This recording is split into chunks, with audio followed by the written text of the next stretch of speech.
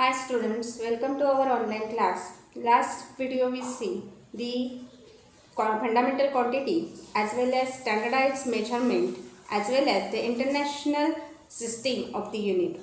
In this video, we study the importance of the accurate measurement as well as the major causes of error of measurement. Also we study how minimizes the error of measurement. So first upon we study the importance of accurate measurement. Suppose our school organize the running competitions and you participate in. In this example, the time recorded is accurately measured is necessary. म्हणजे ज्यावेळी एखाद्या स्कूलने किंवा आपल्या स्कूलने जर समजा running competition organise केलेलं आहे आणि त्यामध्ये तुम्ही पार्टिसिपेट केलात तर प्रत्येक विद्यार्थ्यांचं रनिंगसाठी लागणारं टाईम रेकॉर्ड करणं आवश्यक आहे आणि हे करण्यासाठी आपल्याला काय केलं जातं आपल्याला ॲक्युरेट मेजरमेंटची गरज असते. नाहीतर ॲक्युरेट मेजरमेंट किंवा डिव्हाइसचं ॲक्युरेट नसेल तर मात्र आपल्या ज्या रिडिंग्समध्ये चुका होण्याची शक्यता असते. म्हणून the accurate reading is necessary और it is a importance of the accurate measurement. Suppose you weighing the mass of the gold. ज्यावेळी तुम्ही एखाद्या गोल्ड म्हणजे मौल्यवान वस्तूचं सोन्याचं तुम्ही वजन करता अशा वेळी सुद्धा आपल्याला ॲक्युरेसी महत्त्वाची आहेच. Time of also temperature of the body when measured or detected, it also may be accurate. It means the appropriate device has been used for the measurement. The measurement of the substances that are the precious of great importance and used in very small quantity is done meticulously and accurately. म्हणजे ज्यावेळी जे substances आहेत जे महत्त्वाचे आहेत मौल्यवान आहेत त्यांचं इम्पॉर्टन्स जास्त आहे किंवा ते अल्प प्रमाणामध्ये त्यांचं स्वरूप हे अतिशय लहान आहे परंतु जे महत्त्वाचे आहेत असे सबस्टन्स मेजर करण्यासाठी आपल्याला ॲक्युरेट डिव्हाइस गरजेचं आहे आणि ॲक्युरेट डिव्हाइसमुळे आपले रीडिंग्स हे ॲक्युरेट येऊ शकतात. Due to advance technology this can be possible. आता तंत्रज्ञान एवढं विकसित झालं आहे की ज्याच्यामुळे आपण ॲडव्हान्स टेक्नॉलॉजीमुळे आपण काय करू शकतो ही रीडिंग्स ॲक्युरेट्स करू शकतो. म्हणजे अगदी लहानात लहान डिस्टन्स असू देत मास असू देत किंवा टेम्परेचर असू देत आपण ते डिटेक्ट करू शकतो. आपल्याला ॲक्युरेसी मिळू शकते. म्हणजे थोडक्यात accuracy is a important in measurement and it can be done by the advanced technology of the devices. Okay, so it is a very important in our daily life. The accurate measurement is a necessary to measure all the things. Suppose you go to the market and you take or we buy the vegetables, then this balance used for weighing these vegetables are also standardized or it may be standardized, then your accurate reading is obtained. म्हणजे जेव्हा तुम्ही मार्केटमध्ये जाता grocery शॉपमधून किंवा vegetable मार्केट्समधून तुम्हाला ज्या हव्या त्या वस्तू घेता तो जो बॅलन्स वापरला जातो तराजू वापरला जातो तो जर स्टेबल असेल चांगलं डिव्हाइस असेल किंवा ते ॲक्युरेट असेल तरच आपल्याला ॲक्युरेट रीडिंग्स मिळतात आणि त्या पद्धतीने आपल्याला ॲक्युरेट वस्तू किंवा ॲक्युरेट वजनाच्या वस्तू आपण खरेदी करू शकतो. नाहीतर इथे आपली फसवणूक होऊ शकते. So these are the some importance of accurate measurements. Now we are going to study major causes or the reasons of error in measurement. How it possible? So there are the two possible things are the devices which are used for the measurement is not appropriate. म्हणजे जे device आपण वापरतो ते मेजरमेंटसाठी appropriate नाही. Suppose look this picture. In this picture, we measure the length of any subject with the help of our span of hand. म्हणजे ज्यावेळी आपण length समजा आपल्या वितीच्या सहाय्याने मोजतो तेव्हा ते रीडिंग ॲक्युरेट येईल असं नाही. म्हणजे इथे डिव्हाइस जे आपण वापरला आहे span of hand is not accurate.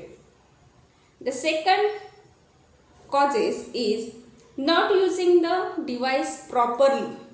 Device योग्य पद्धतीने आहे परंतु आपल्याला ते प्रॉपर पद्धतीने वापरता येत नाही. So look the second picture. In this picture show the ruler and how it is taking the reading from the ruler.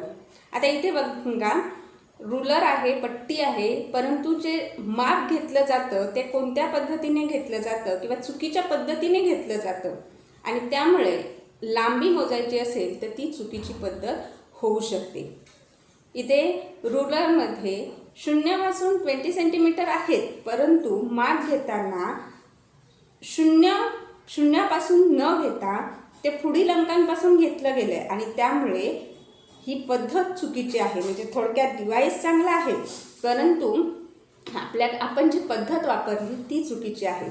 So these are the 2 ways from which the error can be happen.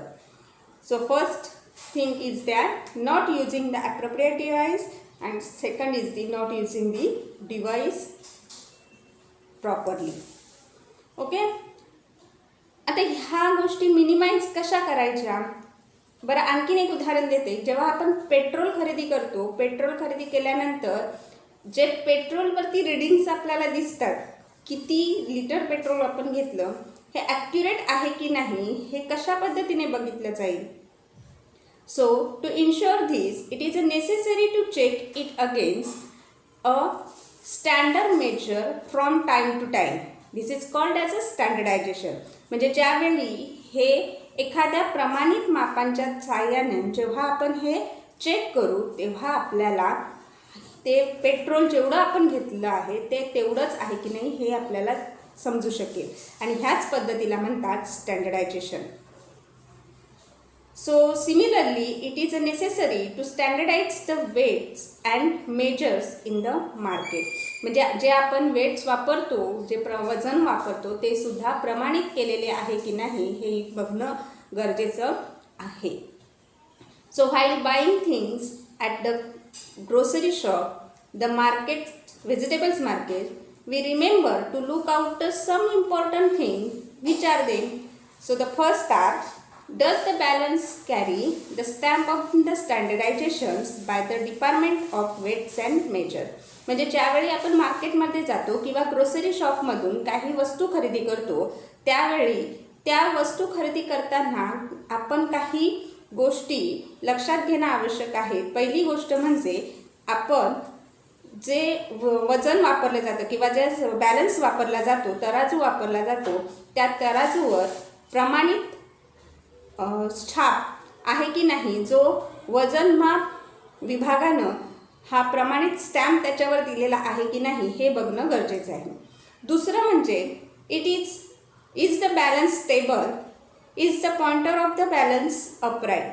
म्हणजे ज्यावेळी आपण balance वापरतो balance बघतो तेव्हा तो balance stable आहे की नाही तो तराजू स्टेबल आहे की नाही त्याच्यावरती असणारा जो काटा आहे तो स्थिर आहे की नाही हे बघणं गरजेचं आहे. दुसरं म्हणजे it is the weight made by the metal. जी वजनं वापरली जातात ती वजनंसुद्धा मेटलची आहेत धातूची आहेत की नाही हे बघणं सुद्धा आवश्यक आहे. आणि वजन काटा कशा पद्धतीने होल्ड केला आहे धरला कशा पद्धतीने आहे ते सुद्धा बघणं गरजेचं आहे. So these are the some important things from which we can minimises the error in the measurement. काही वेळा काय होतं की मार्केटमध्ये आपण गेल्यानंतर समजा 200 ग्रामचं वजन आहे तर 200 ग्रामच्या वजनामध्ये वजन नसेल तर मार्केटमध्ये काही व्यक्ती त्याच वजनाचा एखादा दगड किंवा एखादी दुसरी वस्तू वापरतात आणि त्यामुळे काय होतं की वस्तू वापरल्यामुळे आपल्याला स्टँडर्डाइज प्रमाणामध्ये ती एक दुसरी वस्तू आपल्याला मिळू शकत नाही किंवा त्यामध्ये चूक होण्याची शक्यता असते, वजन कमी जास्त होण्याची शक्यता असते. आणि त्यामुळे आपल्याला ह्या प्रिकॉशन्स घेणं गरजेचं आहे की ज्यावेळी आपण कोणतीही वस्तू खरेदी करू, आपण ज्या बॅलन्स स्थिर आहे की नाही किंवा बॅलन्सवरती प्रमाणित छाप आहे की नाही किंवा बॅलन्सचा पॉइंटर जो आहे तो सरळ आहे की नाही ह्या गोष्टी बघणं गरजेचं आहे. So in this video we state the accurate measurement और the importance of the accurate measurement, also the main causes of error in measurement. Okay, now question time. Right, first question is write the main causes of error in measurement and write the importance of accurate measurement. Write the importance of accurate measurement. These two questions solve on your notebook. Okay, so stay free, stay back, stay home. Bye bye.